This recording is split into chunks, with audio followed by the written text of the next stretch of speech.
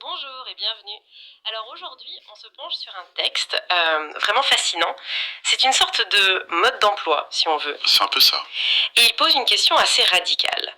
Comment est-ce qu'on peut transformer un simple coin de sa maison en ce qu'il appelle une petite église? L'expression est forte. Oui, et l'idée de fond, qui est vraiment, je trouve, le point de départ de tout, c'est que ce n'est pas juste une question de décoration.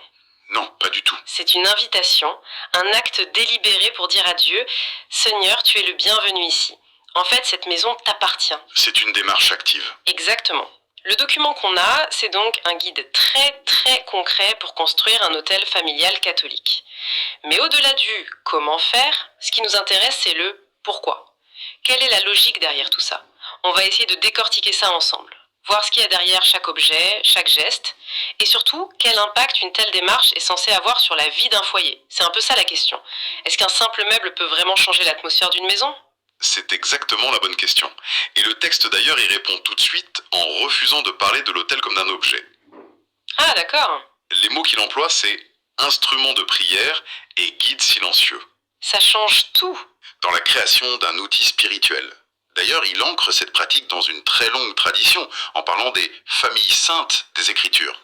Ah oui, L'idée, c'est que le foyer a toujours été un lieu de transmission de la foi, et l'autel, c'en est la matérialisation. d'accord, je vois. Et ce qui est vraiment au cœur de la démarche, c'est cette transformation. D'un espace physique en un point de connexion spirituelle. C'est un rappel quotidien que Dieu vit avec vous, nous dit le texte. C'est une présence en fait. C'est une présence. Et il y a une idée qui revient tout le temps, et que je trouve très libératrice. C'est l'intention et la sincérité qui comptent, pas la taille ou la complexité. Donc pas besoin d'avoir une grande maison ou beaucoup de moyens. Exactement.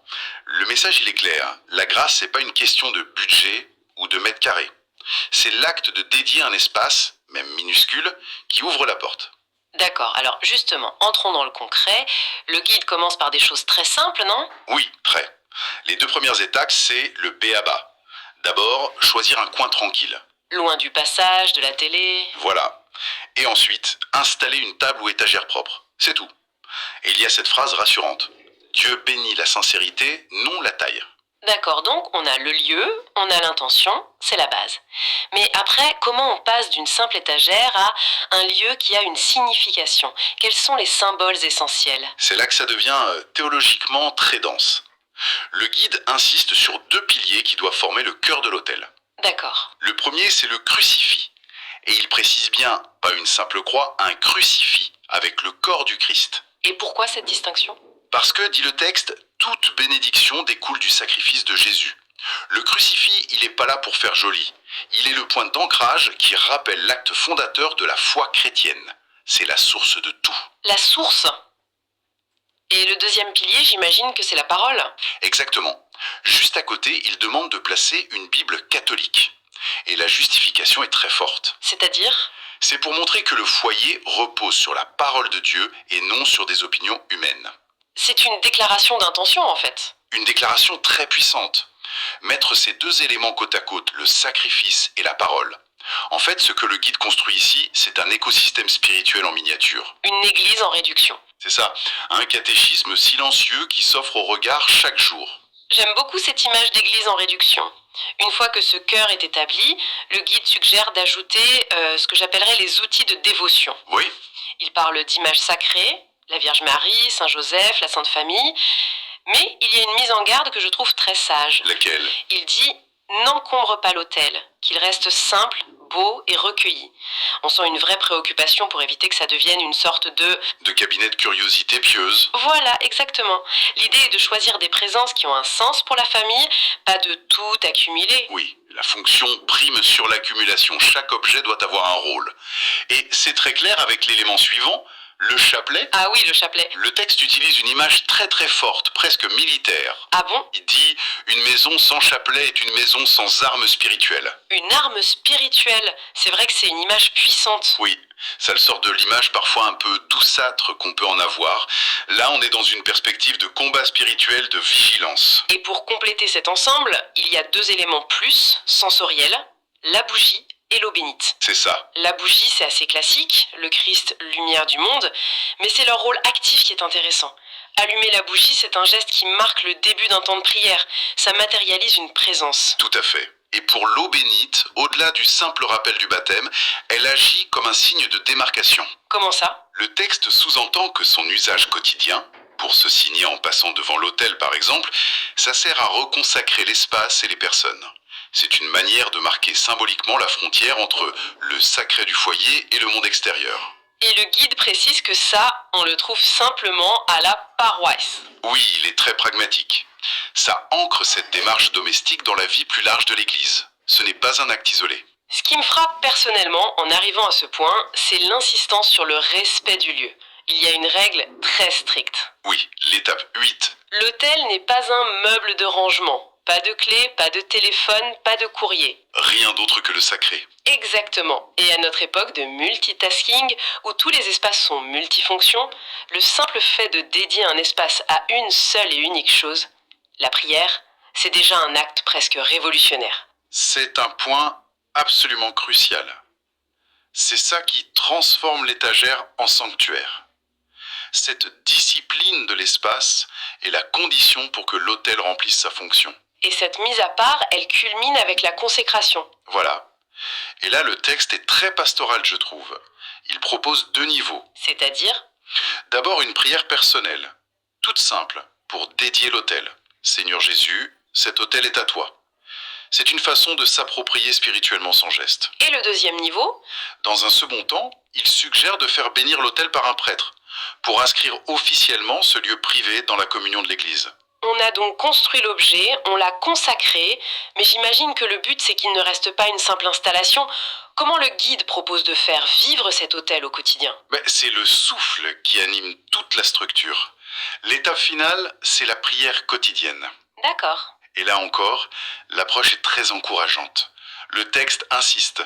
Les prières longues ne sont pas indispensables. Ah, ça c'est important. Ce qui est valorisé, c'est la régularité. Il suggère une dizaine de chapelets, un psaume, une prière d'offrande le matin. Des choses courtes mais régulières. C'est ça. L'idée est de créer un rendez-vous, une fidélité. La valeur se mesure pas à la durée, mais à la constance de ce cœur à cœur avec Dieu. On voit bien tout le processus, du très concret au très spirituel. Et donc, on en revient à notre question de départ. Si une famille suit tout ce chemin, qu'est-ce que ça change concrètement? Quel est l'effet attendu? Et c'est là qu'on arrive à la partie la plus exigeante et, je pense, la plus profonde du texte.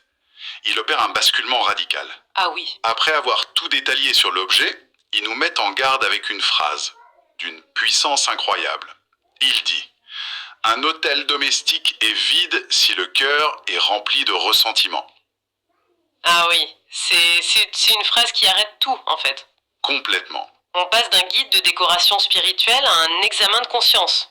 L'hôtel devient un miroir. C'est exactement ça. Un miroir. Il n'est plus seulement un lieu où l'on regarde des images saintes, mais un lieu qui nous renvoie à notre propre état intérieur. Donc ce n'est pas une formule magique. Surtout pas. Sa simple présence ne va rien changer si elle ne s'accompagne pas d'une conversion du cœur. Le texte est très explicite sur les comportements que ça devrait inspirer. Comme quoi par exemple? Pardonner rapidement, maintenir la paix au foyer, vivre selon vos prières. On comprend alors que l'autel n'est pas une fin en soi, c'est un catalyseur. Un rappel constant. Un rappel constant de l'idéal évangélique vers lequel la famille est appelée à tendre. L'objet physique et les dispositions du cœur sont... Absolument indissociable. Il exige une cohérence de vie. Et si cette cohérence est recherchée, si l'effort est fait pour aligner la vie du foyer sur ce que l'autel symbolise, alors quelles sont les transformations concrètes que le texte décrit? Alors, les fruits décrits sont de l'ordre de l'atmosphère. Le mot qui revient le plus, c'est la paix. La paix. Oui. Le guide donne des exemples très concrets de ce qui peut être remarqué. Les visiteurs ressentent la paix, les enfants apprennent le respect, les disputes s'apaisent, les tentations s'atténuent. C'est comme si la sacralisation d'un petit coin de la maison finissait par contaminer positivement tout l'espace. C'est l'idée. Et surtout, les relations qui s'y vivent. La présence divine, invitée et matérialisée par l'autel, se diffuserait dans le tissu même du quotidien. C'est une vision très incarnée de la spiritualité. Très incarné, oui. Et le texte conclut cette partie avec une image magnifique pour résumer ce processus. Il dit que la maison devient un lieu où le ciel et la terre se rencontrent. C'est une ambition immense. Immense. Faire du lieu de vie familial, avec ses joies, ses tensions, un avant-goût de la communion céleste. Et l'autel, c'est la porte d'entrée. Le portail symbolique qui rend cette rencontre possible. Donc, si on essaie de synthétiser, ce guide est bien plus qu'un tutoriel. Ah oui, largement. Il propose de voir l'autel comme une démarche active. C'est une invitation, un outil et surtout un miroir qui nous renvoie à nos propres vies. C'est ça. Toute la logique valorise la sincérité du cœur et la régularité de la pratique, bien plus que la richesse matérielle. Absolument. Et l'objectif ultime, c'est de faire de sa maison un lieu de paix, parce qu'elle est devenue un lieu habité par une présence sacrée. C'est tout à fait ça. Et la phrase finale du texte résume parfaitement cette intention. Faites de votre maison une petite église, un lieu de grâce, de lumière et de paix. C'est un beau programme. Toute la logique sous-jacente est là. Une maison devient sainte, non pas par sa taille ou sa beauté, mais parce que Dieu y est activement invité et qu'on lui fait une place concrète. C'est l'invitation qui sanctifie le lieu. C'est très clair. Et en fait, en vous écoutant, ça ouvre une piste de réflexion. Je vous écoute. Le texte, il se concentre entièrement sur la création d'un espace sacré physique. Mais on pourrait se demander comment les principes qui le sous-tendent, C'est-à-dire le fait de délimiter consciemment un espace, l'intention qu'on y met, la simplicité et le rappel quotidien. Comment ces mêmes principes pourraient être appliqués pour créer des sanctuaires dans d'autres domaines de nos vies. Ah, c'est intéressant comme idée.